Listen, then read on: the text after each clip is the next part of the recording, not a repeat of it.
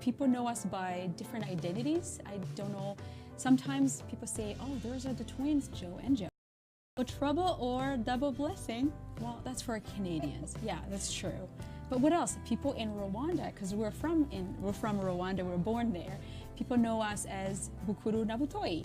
And that means older and younger, and me being 3 minutes older than you, I think, yeah, people can say, so which one is which? Are you Bukuru or Butoi? So I think we go by that as well. Respect. Yeah. 3 minutes, huh? And what else? I think people know us as the founders of Shelter Them. Yeah. Because it's something that is so big to our hearts. We're passionate about what we do with Shelter Them.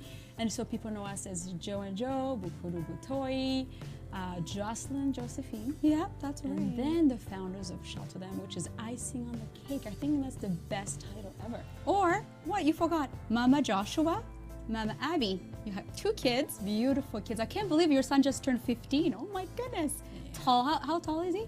He's 6.4. Oh my goodness. And Mama Aliyah, Yeah. my little girl, right? She's such a beautiful soul. Wow. We're so excited. So today is our first show. Oh my goodness. We're finally here. Are you excited or nervous? Come on, be honest. Am I a nervous person? I think I'm an excited person. Are you? Yeah. You're too confident. No, like, I think I'm both. Yeah? I'll be honest. Okay. Listen, me being 3 minutes older than you, I think the race, was pretty fast, so I was a little bit confident to make it. So Okay, let me have some water. Breathe. Take a deep breath. This is a beautiful day. We have been blessed with this show.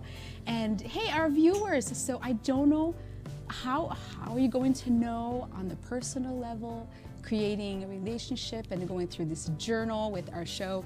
It's going to be amazing. So we are excited that today is our first day and we're going to continue just sharing stories. I think stories are amazing. People long for connection, and that's what makes us human beings, right?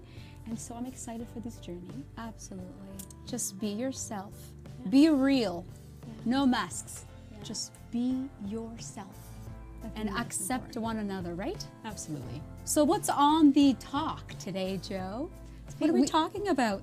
So we have been working, we have a half an hour bi-weekly on every other Monday because we have busy lives like everyone else, but we wanted to live a life with gratitude. And that's what the whole show, the Joe and Joe show, really is about, living a life with the purpose and with the gratitude. Because we're gonna tell you a story, a little bit about how we started, how Joe and Joe entered this world, which is an amazing story. It's crazy. So it must be a crazy woman.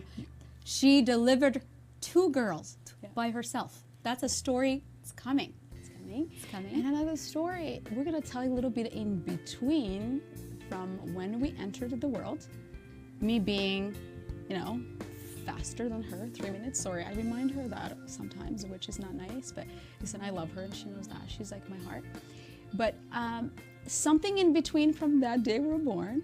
I'm not gonna tell you the date and the year, I'm sorry, because we want to keep young, okay? So you figured it out. Come on. You have to In our figure 40s, how's that? Early 40s. I give the secret. You know what? You had to say that. Yeah, okay, that's okay. Listen, I believe I'm beautifully, wonderfully made, okay? I'm just myself. And you look beautiful, Joe. Thank you. You look I really look like good. Yeah. You do? How about the story, back to your life, single mothers, all that, and you still look like that beautiful? Something to share, right? I think the idea of just embracing life, knowing that there is a purpose. We go through life working every day, we go through ups and downs, but when you know at the end of the day that you need to live a life with a purpose and gratitude, you keep young, you keep positive, and that's what we're hoping to inspire you, our viewers. So together, we're going to be having guests, right? Come on. Oh, yeah. We're going to move this and we're going to have some people sharing those stories in their hearts as well. So I'm excited, and again, let's remind you that we're here for that. We're going to share a story of our birth. Stay tuned until the end of the show and in the 2 weeks as well. And then we're going to tell something in between. That's from when we're born until we're here in Canada. How from we came to Canada, huh? Village. And that small village called Mushiha in Burundi. We were refugees in Burundi with 2 parents, 10 siblings. We're number 7 and 8. So we have such a long story to share with you. And we're going to tell you ultimately what happened when we came to Canada and this huge dream that I had when I was 8. When I told my mom that, you know what? I'm waking up this morning with a huge dream. Mom, I'm going to Canada. She's like, Yeah. do you even know where that is? I'm like, I know now. So we'll tell you that as well. And what we're doing with our lives now that we have this great opportunity to be in this country full of, amazing opportunities, like I said. And we'll tell what we're doing now. We're doing something amazing that's bigger than ourselves, changing lives in Rwanda, where we're from, with the organization that we started in 2005. It's called Shelter Them. Shelter Them is not just your success life, it's a life fulfillment. So we're going to tell you about Shelter Them. That's what this show is about. It's leaving our legacy, building a life for Joshua and Abby, my kids, for Aliyah, and for so many more children in Rwanda and in the world, in Canada as well. So we're going to share that. So much to share, huh? Yeah. I'm excited, really, I am. I hope I don't talk too fast, because I intend to do that, but I'm working That's on it. okay, I will remind you. Good. Yeah. See, that's what happens. We're a pair. You know, there's a cute little story. Jocelyn and I, once we had a show on 100th Street, Yeah? right? And we had a show, and our viewers that were watching the show, they really liked it so much, and they were sending us these cute messages saying, hey, you girls, you're doing a great job in Rwanda. And I remember Joe calling me, telling me that she received a letter. It was just a little note, like from a notepad, and written with a very simple handwriting, and was from a gentleman. His name was Douglas Easterman. Easterman, that's right. Such a beautiful man. And the very first thing he wrote on the top of that piece of paper was, "Dear brown pears." And that was so sweet. Isn't that I took it as a sweet thing. And it's just, he was about 76 years old and just such a Retired. beautiful man. So we have so many stories to share and experience the culture shock when we came to Canada. So tell me, what's Yeah. So let's just start with our birth, because today, today is our autobiography. We have to tell a little bit about Joe and Joe. And I'm reading a book, Becoming, from Michelle Obama. It's beautiful. It's a beautiful story. And I think it would be best for us, since it's our first show ever, we want to share with you about our life story. So, how we were born. So Jocelyn and I were born a family of 10 in Mushiha, that is a small village in Burundi, so we're refugees there. And Mom had already 6 kids. That's because we're 10 altogether. So she was expecting, and she's very excited. She's beautiful. Mom is a positive, strong woman. Beautiful She's woman. brave. She's giving. She's our model. She's like the Mother Teresa in Rwanda, actually. People in Rwanda call her what? Mama Yesu. And you know what, Joe? Yeah. I can't wait when she comes from Rwanda to Canada to visit, to come to our show. You will be, it's one of the person when she speaks, she's so wise and loving. Every words come from her mouth. It's just building. It builds your faith, your spirit. Anyways, I'm excited to bring Mom here, Josephine. So listen, continue with our go birth. back with the little birth. Crazy how she helped herself. Yeah. Okay, so she's pregnant at 3 months, 4 months. I mean, my son was almost 12 pounds, so I know how it is to be so big that people looking at you going, oh my gosh, she gonna pop? Like, oh my goodness. And so Mom was so big, and she's in a small village, right? And people are watching, they're going, wait, You're so big. you're too big. I know we had other children, but we're concerned about you. We think you're gonna have a monster baby with a big head. Eh? They used to say that, right? Poor lady. I know. And Mom is going, her heart was pumping a little bit, but she's a woman with faith, and she's positive, so she's building herself up to say, this baby's fine, okay? Prepare myself. Yes. Yeah. So she's 8 months and 9 months, and she's wobbling like a penguin, and she can't get off her chair. And so she's like, well, you know what? I'm fine. Like, I believe I'm gonna be fine. This baby's not gonna eat me. It's not gonna bite me. It's gonna be just fine. Just a beautiful, fat baby. Thank God you don't have a, Yeah. you look beautiful. I think So yes. I think I'm okay. Like, I like myself. So All right. listen, I think I'm getting excited. Can I just continue that? Yeah, go on. So sure enough, 8 months and getting close. And she started preparing herself. She got her kit, the scissors and everything else. Back then in a refugee camp or village, there's no doctors, there's no nurse, there's no midwife. You have to give a, listen, I'm getting contractions. Can you please get ready? My tub and everything else. No, she knew she has to be ready. So sure enough, contractions they're coming. And what did she do?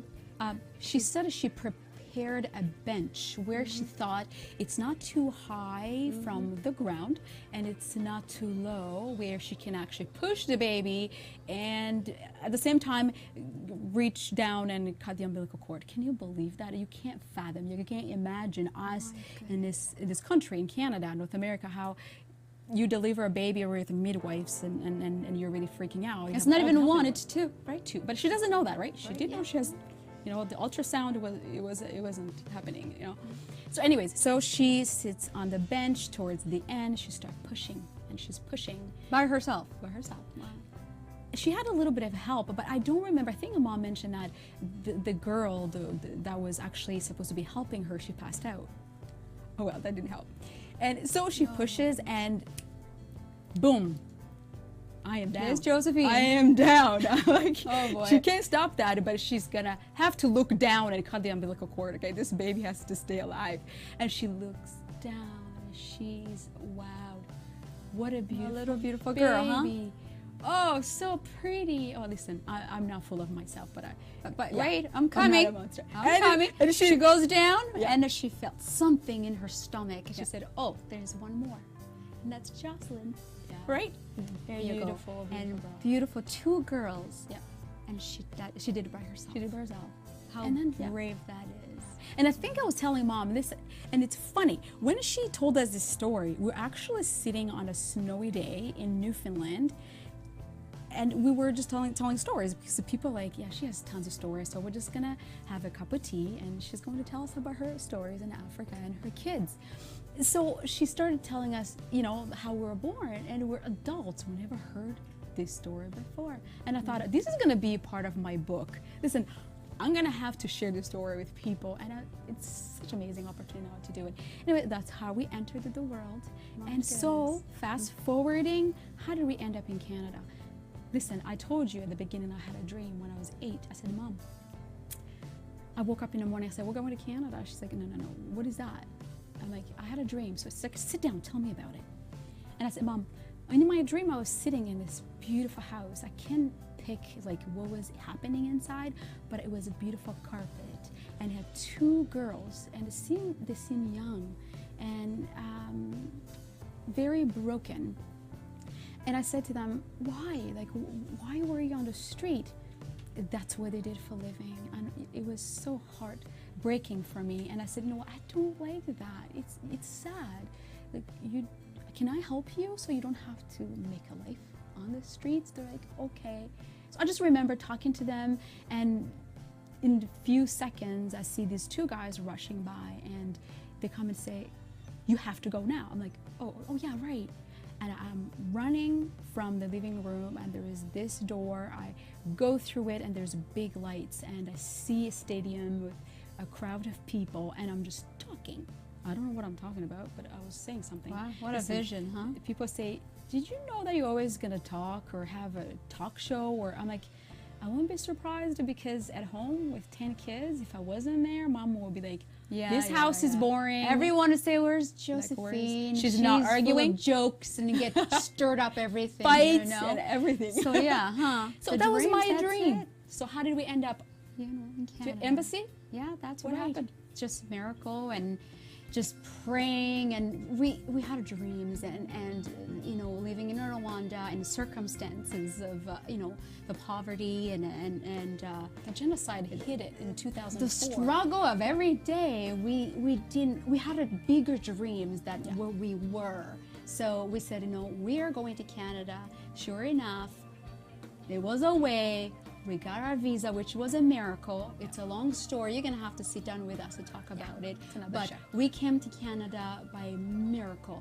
Didn't have money for tickets. Everything was Last last minute, and just practice our faith. So that's what we like to share, because I think in this life, when you're given everything, you have everything, then you lack the spirit of Gratitude. and you I think we need to be challenged as a human so we can be stronger to ourselves and stronger for others. So I think Absolutely. being in Canada, that is well, culture shock, you know, coming from Rwanda, where We didn't have as much opportunities there. Exactly. And Rwanda has changed now. I mean, we went to Rwanda, we took a team of 30 people in November, and we were working with Shelter Them, which is the charity that Joss and I co-founded in 2005.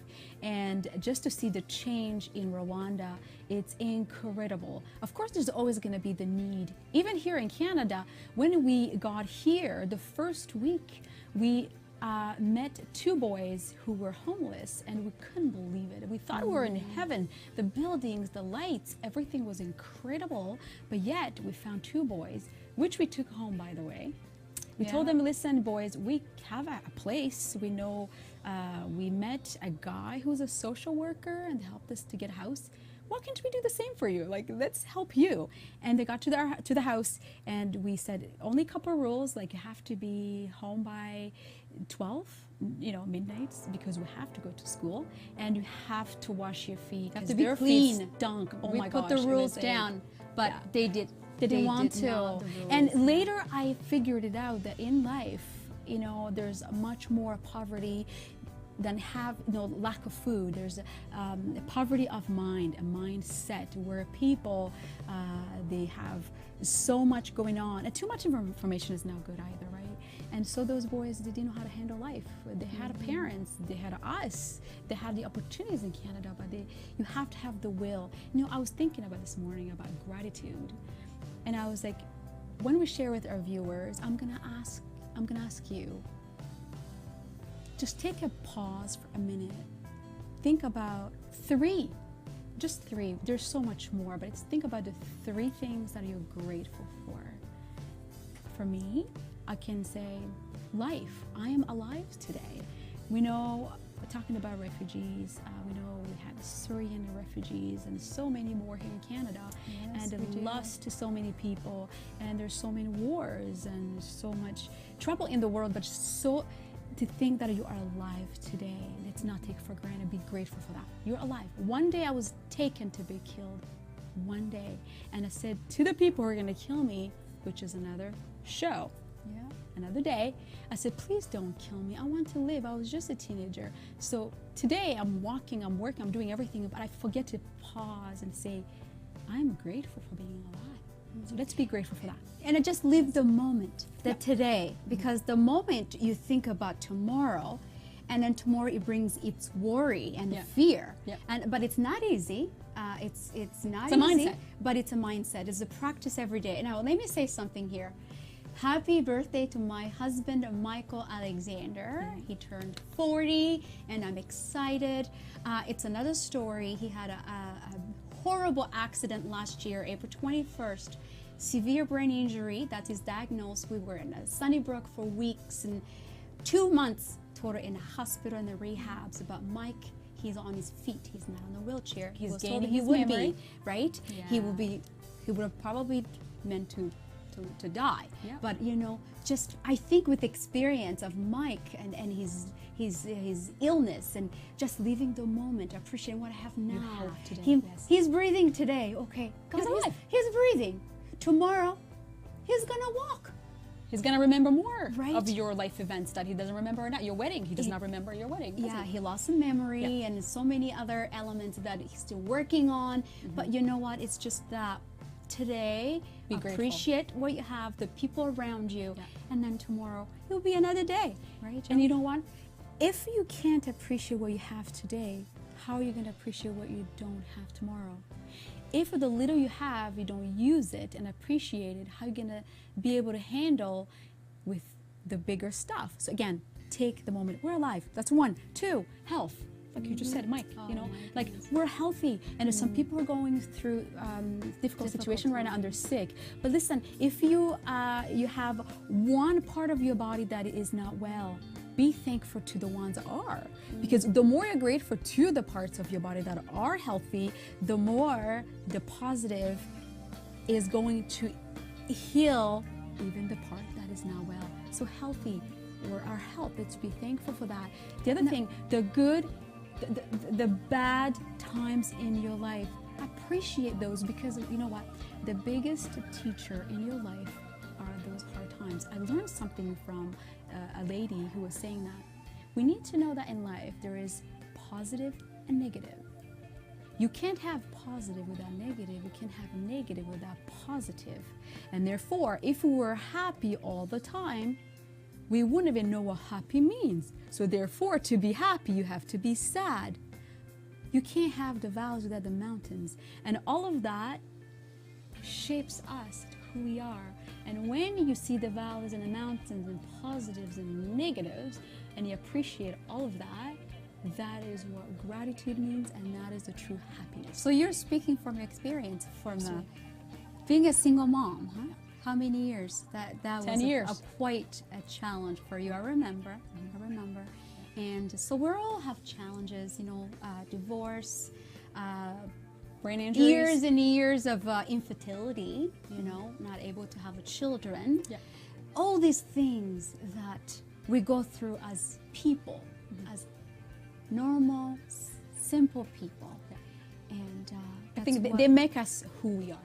If we embrace them, accept them, embrace them, and make the best of it. I think that's what makes us. So this show, we're so excited to share all this stuff with you, and we're going to have guests. We're going to share our victories, our triumphs, our bad times, the good times. But overall, we're going to say, while you're here on earth building your successful life, remember to be grateful and remember to be fulfilled. And while you're climbing the ladder of success, remember the ones who are down. And trust me, you don't have to be on the top to reach down and help somebody. As long as you're at the second ladder, you can reach down to the person on the ground, right? Yes. So Jocelyn and I come here in Canada, and after a few years and thinking, okay, so now we work, we have a gorgeous house. So how many years? car. 1997, right? Remember that? In 97 we came to Canada. My goodness. And you know what, like we didn't know how to speak English. Yes. Didn't know at all. You know what? You're gonna laugh. Sure enough, I'm walking and I'm thinking I'm going to catch my train. Went to Subway and it was a Subway food, the sandwich. How embarrassing that is. Because right? where's the Subway? They're like dummies. Like this is food. We're like, oh my gosh, we're just culture shock, but we're just enjoying it. We enjoy everything. And Joe, we would go to the restaurant and we're like, so what do you guys want to eat? I'm like, I'd like to have some kitchen, please. I'm like going like this. Oh my gosh, Joe, don't say that. And and one time we actually walked away from our house, our place, and we got lost. So we're like, oops, we don't remember how to get back. We're just a bunch of troublemakers, twins, and we were not shy though. Our English, it was just terrible. But so we called a cab, we called a taxi. We said, you need to figure out where we live because we don't remember. So he's like, just give me a hint. Like, where is it? We're like, well, it's close to Tim Hortons. And they're like, oh, okay, that's great. Well, which that one? helps. Which one? We're like, what do you mean you have There's more than one in one? Canada? Like we please. never knew, right? And he's dying laughing. Who knew, right? Who knew? It's in Rwanda, like in Africa, we have one store. It's just probably just one store, right? Oh my gosh, it was so funny. Yeah. So let's just go and tell you ultimately what Jocelyn and I are building in this show is to share our hearts. The organization that we co-founded in 2005, Shelter Them. Joe, how did Shelter Them start? I mean, we went to Rwanda in 2005, and what did we see, and what did we do after that? 2005 is the year that changed my life. Absolutely. You know, when you live life and it becomes routine, it becomes every day, and every day looks like it's like a default. Yeah, it's like a default life. Tomorrow, today, in weeks it's the same. Monday looks like Friday, Friday looks like Tuesday. Exactly. Whatever. It could be boring too and depressing. Anyways, but we went back to Rwanda and visiting our families, excited to see everyone, mom, and she's my heart, by the way. Mom is my She's the model. heart. She is the reason why I'm inspired of life and loving myself and loving others. So sure enough, we go to Rwanda. My husband Michael was with me, and it was the first time to go to Rwanda. It was exciting. So yeah, it was perfect, great moment, and I missed the Rwandan food. It was delicious. And we saw some kids coming to eat, fighting over food, and we're asking these women, can we join hands and help you? And they say, sure. We go to Canada, and we say, we're doing this. We collected people, raised some money. $11,000 later, we're like, oh my gosh, this is happening. We registered to shelter them, and we have had so far amazing people from Newfoundland, David and Sherry Jenkins. They are the leaders there, and they're doing an amazing job. Shelterthem.com is the website. It has so much stories of every child that we pick from the street. Just on Thursday, Aisha is the woman we found with 3 children. Aisha was lost, broken, no home, and I don't know if we'll be able to see a picture of her. And just from Thursday until today, believe it or not, because of people's hearts were broken, they collected money, and she's moving today into a new home. Beautiful home. 2 days, 3 days. We have already got her equipped with everything in her home. $1,100 Canadian. It was raised. needed. It was raised within 3 days, and we're so touched by donors and people who care, people who take the opportunity and make it the now and action on the need. Absolutely. So how we're blessed are we? Absolutely. And you know what? I don't want to leave without telling people about our Hearts for Rwanda campaign. It's a campaign that David Jenkins, who is the coordinator of sponsorship program that he started. It's doing really well right now. It's running between now until April 1st. And then Ontario, we're going to take over and hopefully going to join us and help us to continue helping people like Aisha and her children. There is a sponsorship program as well. It's $40 a month. Go to www.shelterthem.com and give your donations, participate in the campaign, and join hands with us to make a difference, not just in Rwanda, but in the world where you are, in our communities. That's all it takes. Be the neighbor. Absolutely. Right? So live a life with gratitude. That's all about. And with a purpose. Thank you With so a purpose. much. Yeah. So we're excited. Thank you. Stay tuned to the next show. It's our first one, and we're excited. We're probably too excited. We talked too fast, but we're grateful that you joined us and you continue the journey with us. Thank you so much, and hopefully we'll. So when is our next show? It's every 2 weeks for 30 minutes between 12:30 and 1, and Go Live TV. You make sure you get the application, and that's where you continue following our show. Is that Monday, Joe? Yep, Mondays. Mondays. Every 2 weeks, we're going to be posting, letting you know when it's coming. We have a Facebook, Joe and Joe. You can go there and check it out. Thank you so much. Thank you. We love you. This was wonderful.